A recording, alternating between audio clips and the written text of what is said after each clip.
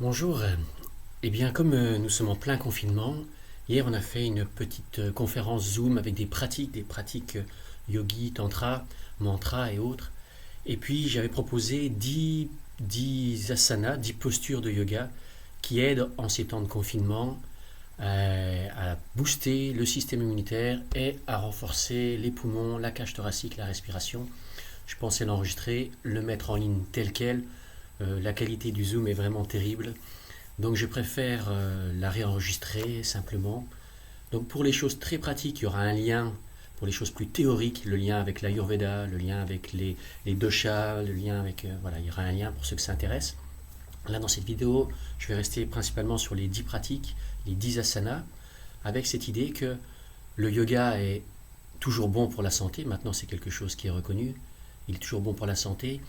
En particulier dans le fait qu'il fait circuler l'énergie, qui renforce l'énergie, la musculation, le travail du corps, et bien pour diminuer le stress, non pas bien pour le stress, mais bien pour diminuer le stress, et que le fait de diminuer le stress est utile pour le système immunitaire. Donc là, on va voir une séquence qui est basée sur la diminution du stress, sur le renforcement du travail au niveau de l'énergie, la circulation d'énergie, renforcement musculaire de la cage thoracique, de l'ouverture de la cage thoracique, et ce qui est bien pour les poumons, ce qui est bien pour le système immunitaire également, et également des choses au niveau du gros intestin, ce qui est bien également pour le système immunitaire, encore une fois.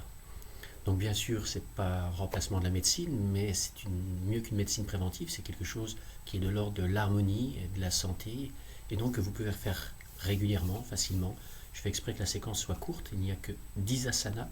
Donc en une demi-heure peut-être aujourd'hui, et quand on la connaît bien, c'est 20 minutes ou un quart d'heure qu'on peut faire tous les matins.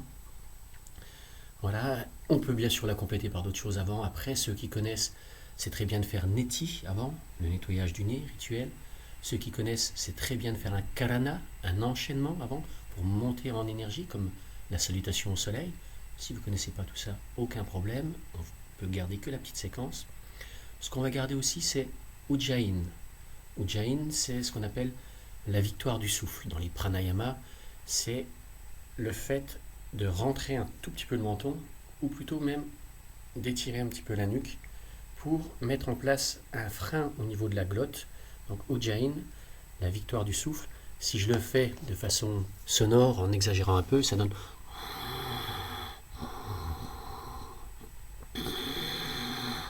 Là, je l'ai beaucoup exagéré pour que vous entendiez. C'est beaucoup plus fin. C'est le fait de fermer un tout petit peu la glotte qui fait que le souffle dure, et on va allonger le souffle, et on va donner au souffle conscient une qualité, un souffle lent, ample et régulier, voilà, au niveau de la glotte. Ça, si vous pouvez, vous l'installer pendant toute la séquence des 10 postures, le Ujjayin. Ça fait une conscience du souffle, donc ça nous intéresse beaucoup en ce moment. Et puis, chacune des postures, on peut les aménager. Le plus important, comme je ne suis pas là, c'est l'avantage de la vidéo et l'inconvénient de la vidéo. L'avantage, tout le monde peut faire chez soi. L'inconvénient, on ne peut pas vérifier les postures de chacun. Et donc, ça serait important d'adapter pour ne pas se faire mal. Sur certaines postures, je montrerai des ajustements possibles pour être sûr de ne pas se faire mal. Et puis, si vous êtes très à l'aise, on peut aller plus loin, bien sûr, dans chaque posture. Voilà. Pour ces 10 postures, c'est parti. La première, je prends mon petit... Donc, vous pouvez pratiquer en même temps. La première posture... Virabhadradhana, la posture du héros, du guerrier, jambes très largement écartées, jambe gauche devant, la jambe gauche, le genou gauche est à la verticale des orteils, le pied droit un petit peu en diagonale, mon buste est face, je regarde devant moi, et là ce qui va être important, c'est l'étirement et l'allongement de la jambe jusqu'à l'allongement et l'étirement du buste. C'est le cœur qui est en avant, comme dans un mouvement, comme dans le sens même du héros. Voilà, le cœur en avant. Et dans cette posture, dans toutes les postures, on va faire à peu près 5 respirations lentes, amples, régulières avec le Ujjayin. Ceux qui veulent peuvent faire un peu plus long, une dizaine. Là, je fais exprès d'en faire que 5 entre chaque.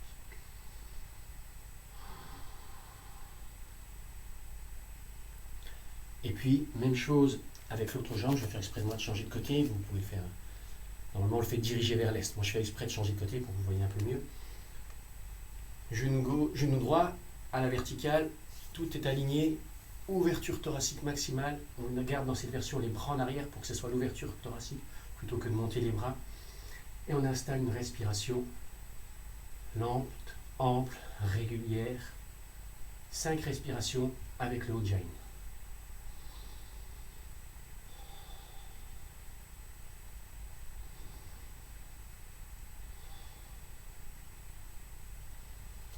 Très bien.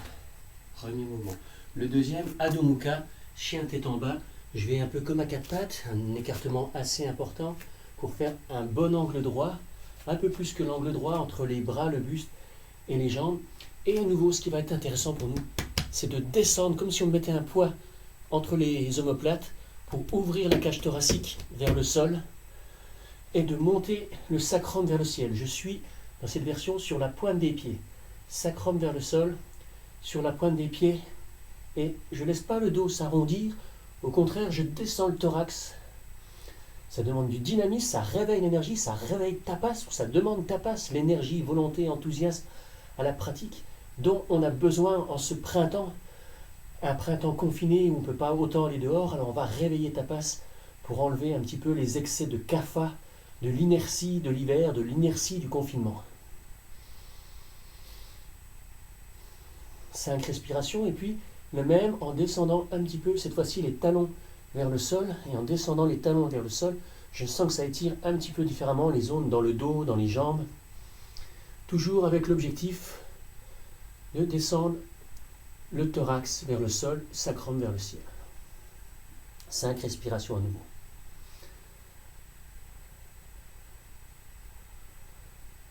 Ok. Le suivant, Balasana, la posture de l'enfant, à genoux. Alors ça je le montre parce que si on a des problèmes de genoux, deux possibilités si on a des problèmes de genoux, prendre un coussin, peut-être un peu plus gros que le mien, pour venir s'asseoir, voilà, ça fait moins de problèmes de genoux. Deuxième possibilité, je mets encore un coussin et je viens m'asseoir comme ça, et c'est plus facile. Sinon, donc c'est important de toujours ajuster, sinon une fois que je suis assis sur les genoux, étirement du haut du thorax pour venir descendre. Je viens poser les basses côtes, et donc là il y a une légère pression, compression du ventre, donc ça nous intéresse pour le poids, c'est le massage sur le gros intestin qui est important aussi pour le système immunitaire. Bien sûr, comme tous les yogas, si on peut, on le fait à jeun, le matin, dirigé vers l'est, avant le petit déjeuner. Et dans cette position, le front peut aller vers le sol, mais on va garder cette idée d'allonger les bras pour ouvrir la cage thoracique, les bras allongés sur le bout des doigts, front vers le sol, bout des doigts, et je rapproche les omoplates et j'allonge la cage thoracique et j'ouvre la cage thoracique. 5 secondes à nouveau, 5 respirations lentes, amples, régulières dans cette position.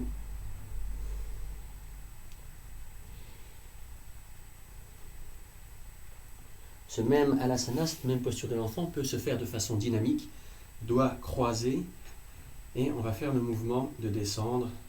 Expire vers l'avant, inspire vers le haut, ouverture thoracique maximale, les coudes en arrière.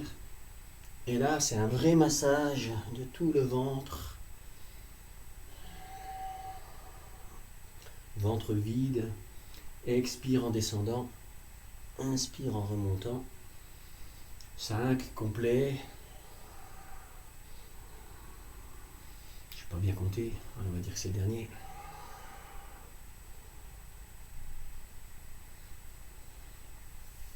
Uttanasana, posture suivante, le chameau, toujours sur les genoux. Cette fois-ci, je retourne les orteils pour pouvoir prendre appui et je viens poser mes mains sur les talons. Je pourrais rester assis, mais je vais bien amener mes omoplates en arrière, mes épaules en arrière. C'est un peu un leitmotiv pour cette série de cours. Et en serrant les fessiers, en projetant le pubis vers l'avant, je vais me redresser. C'est la posture du chameau. Donc bien sûr, pareil, adapté, puisque là, dans cet endroit, l'endroit où ça risque d'être l'endroit fragile, c'est les lombaires. Donc pour ça, on serre fortement les fessiers, avec une légère rétroversion du bassin vers l'avant. Si je sens que ça commence à faire mal aux lombaires, je vais un petit peu moins loin. On veut que ça tire que ce soit la cage thoracique qui s'ouvre, et non pas que ça plie au niveau des lombaires. Comme si on plie un bout de bois, c'est toujours l'endroit le plus fragile qui plie, Chez la plupart d'entre nous, ça sera les lombaires. Donc tant que ce n'est pas étiré au niveau des dorsales, il ne faut pas forcer. Après, on peut aller un peu plus loin. 5 respirations. Et là, ce qui nous intéresse aussi, c'est ce qui se passe au niveau de la gorge, qui est resserrée. On ramène la gorge un petit peu devant, ce qui facilite le Ujjayi, ce qui facilite la glande des amygdales. Voilà, ça nous intéresse aussi pour le système immunitaire en ce moment. Donc là, on a facilement le Ujjayi. Et également le cœur, l'ouverture du cœur, le thymus, Anahata, le chakra du cœur. Tout ça nous intéresse en ce moment. Ok, on va s'asseoir. De la Simasana, la posture du lion. La posture du lion, à genoux, cette fois-ci les coups de pied allongés. Je viens mettre les mains à côté des genoux et au lieu d'arrondir mon dos, je vais essayer de sortir le thorax vers l'avant. Quand le thorax est sorti au maximum, c'est pour ça que j'ai la sensation de tirer sur mes mains, comme si je voulais tirer le tapis vers moi. Il ne faut pas que le tapis bouge, mais c'est la sensation. Les mains à côté des genoux, au lieu de pousser pour arrondir le dos, je tire pour sortir le thorax. Et en plus, donc ça je le fais de face, au lieu d'arrondir, je tire pour sortir le thorax, et en sortant la langue à chaque expire. Posture du lion, on peut la faire avec les enfants, ils adorent.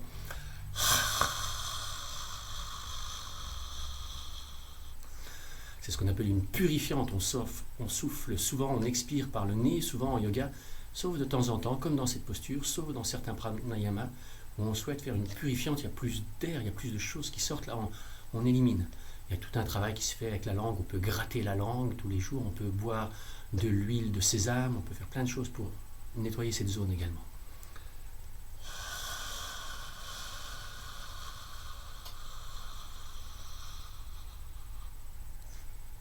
Bon, je la montre là, puisqu'il y en a que ça peut intéresser.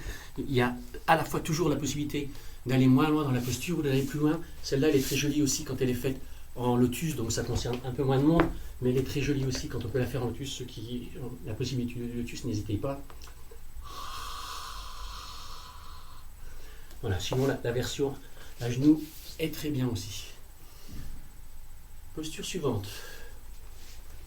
Gormukhasana, la tête de vache, Pour ça, on va commencer à quatre pattes. Et quand je suis à quatre pattes, j'amène ma jambe droite devant la jambe gauche. Je la croise. Si je monte de face, j'amène ma jambe droite devant la gauche, je croise. Et quand j'ai croisé, je viens m'asseoir. Mes deux genoux sont l'un au-dessus de l'autre, alignés au centre de mon buste. Tête de vache, c'est si on me regarde de haut, mes pieds sont comme les oreilles de la vache et mes genoux le museau. On peut imaginer cette forme. Ce qui nous intéresse aussi dans cette posture, donc, c'est qu'elle est dissymétrique. Donc pour faire circuler l'énergie Ida, Pingala dans les différents nadis, dans les différents méridiens, on pourrait dire, et pour les équilibrer. Et pour ça, on va aussi lever la main droite pour l'amener derrière. Si je le monte derrière, je vais essayer que mes mains s'attrapent. Si elles ne s'attrapent pas, c'est facile. On prend une chaussette. Je n'ai pas prévu de chaussette. On prend une chaussette et on attrape.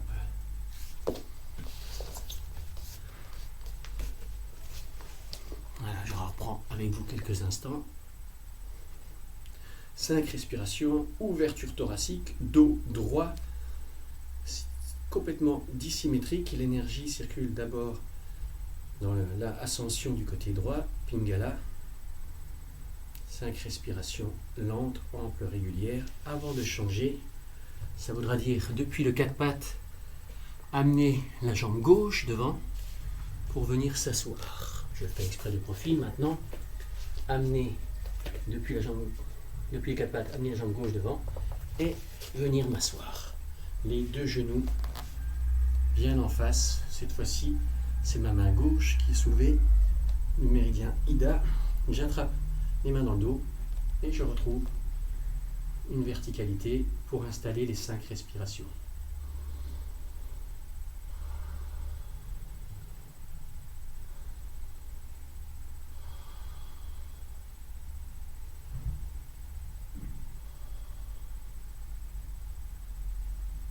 Ok, très bien. Posture suivante, Dharunasala, la posture de l'arc. On va la faire allonger sur le ventre, comme tout à l'heure. Le risque, c'est que ça plie au niveau des lombaires. Donc pour ça, on serre les fessiers très fort, on plaque le pubis. Je ne suis pas en train de creuser, au contraire, je plaque mon pubis sur le sol. J'appuie fortement le pubis sur le sol. Et je vais pouvoir... J'avance un peu. La tête restera de face, moi c'est pour vous regarder. La tête reste de face, soit le front au sol, soit le menton.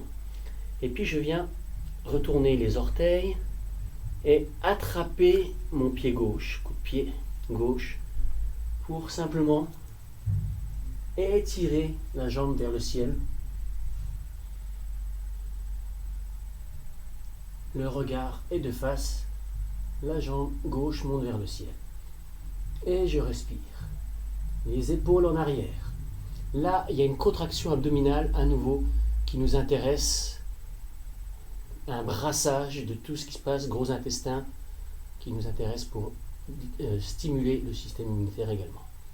Ok, repose. Même chose à droite. Je prends un petit peu appui sur le pied qui reste au sol pour monter. La tête se soulève légèrement. Le pied qui monte. 5 respirations. Vous adaptez.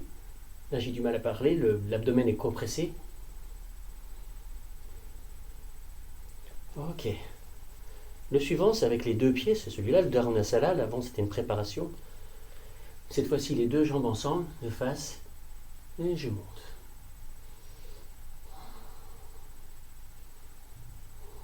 Pression sur l'abdomen, ouverture thoracique, les épaules en arrière, tapasse la volonté et l'engagement pour diminuer le dosha, nos humeurs actuelles à la fin de l'hiver et dans ce confinement, pour diminuer le kosha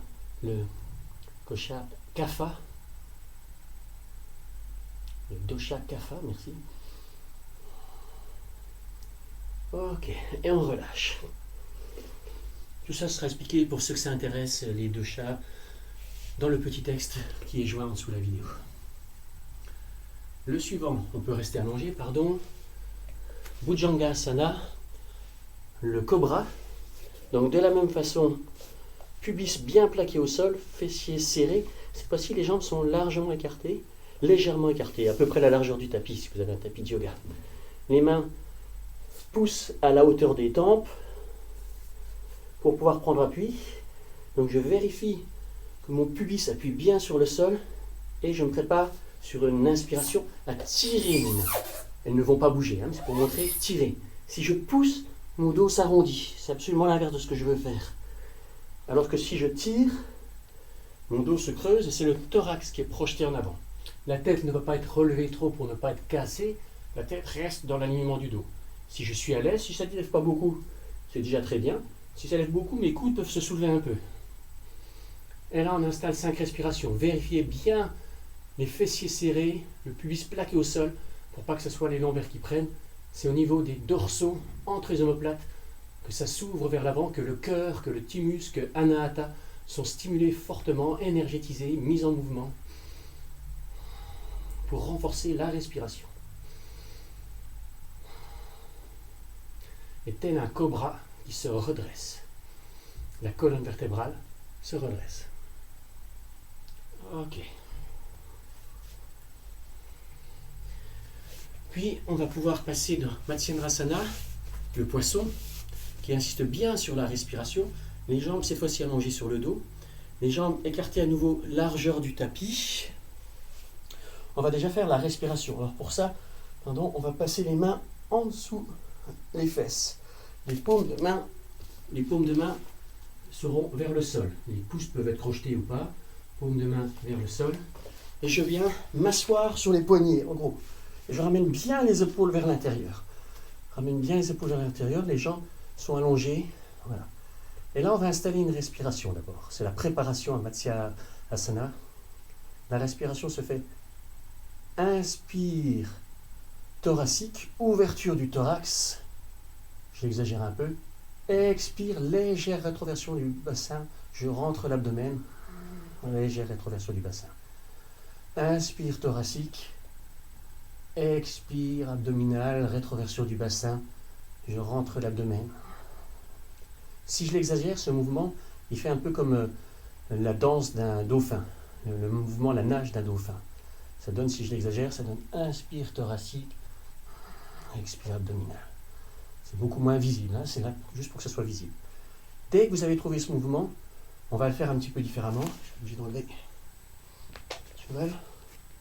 On va le faire différemment puisqu'on va le faire, ne le faites pas encore, on va le faire avec la tête soulevée. Hein. Pour ça, il faut juste que je vous montre comment prendre ce mouvement. Les coudes sont rapprochés au maximum, les omoplates sont rapprochés au maximum, et sur une inspire, je viens coller mon menton contre le haut du thorax, et sur l'inspire, je pousse sur les coudes pour soulever.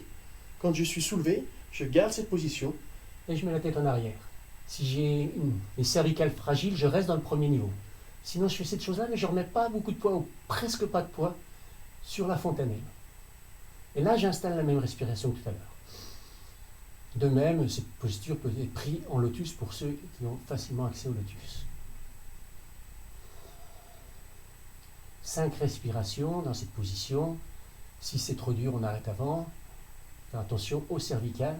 Mais là, l'ouverture thoracique est maximale. Il y a une belle respiration consciente et un beau mouvement qui est mis en place. Pour sortir, à l'inspire, j'appuie sur les coudes, je ramène mon menton sur le haut du thorax. Et à l'expire, je redescends tout doucement. Matsyamasana, posture du serpent. Et puis déjà pour terminer, Viparita Karana Mudra, qui n'est pas un asana, pareil pour les spécialistes. On sait que c'est un mudra, donc on sait qu'on peut rajouter les bandhas. Autour de Ujjayin, c'est presque un bandha.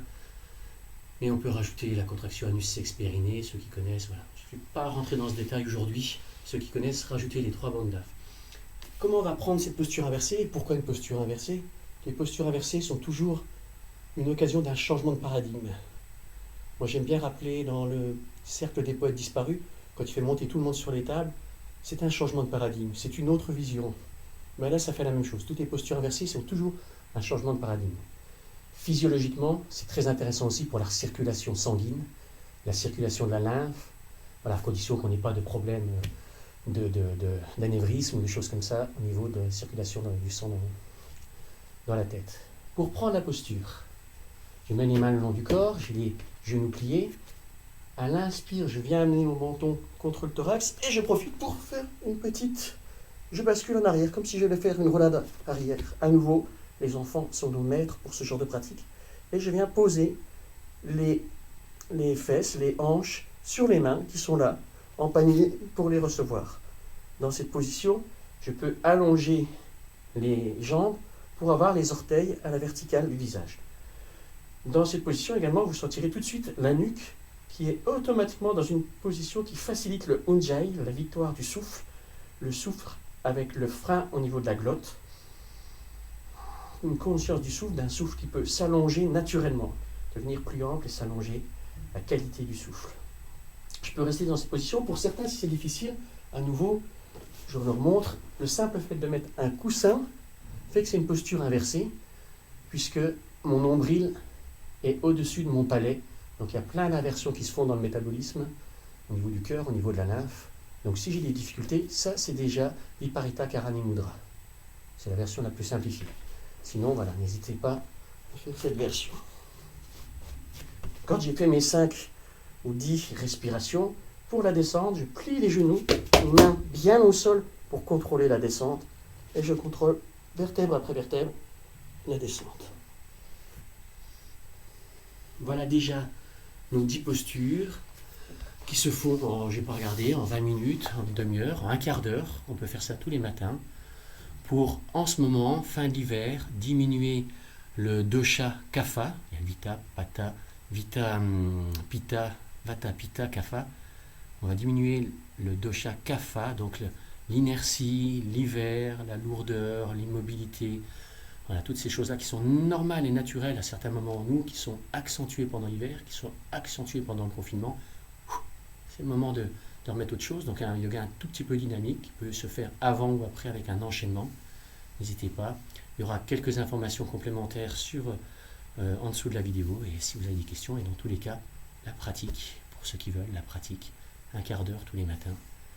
Bonne continuation à vous.